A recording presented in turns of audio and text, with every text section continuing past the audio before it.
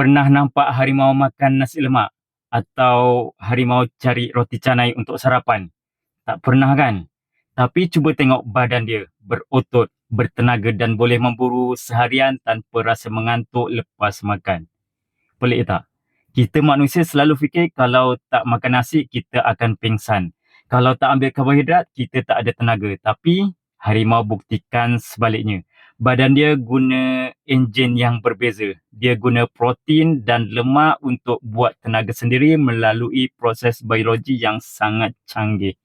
Berita baiknya, dalam badan kita pun ada enjin harimau yang sama. Cuma masalahnya, enjin kita dah lama berkarat sebab kita asyik isi petrol, gula dan karbohidrat tiap 3 jam. Hasilnya, kita cepat penat, perut membulat dan risiko diabetes makin tinggi sebab insulin kita dah rosak. Untuk pulihkan fungsi insulin dan stabilkan semula bacaan gula darah, kita kena restart balik enjin lemak ni. Kena ajar badan kita bakar lemak, bukan sekadar simpan lemak. Jom kita aktifkan balik metabolisme harimau ni untuk kesihatan jangka panjang. Nak tahu macam mana hati kita boleh buat gula sendiri walaupun kita tak makan nasi? Jumpa dalam video sambungan lepas ni.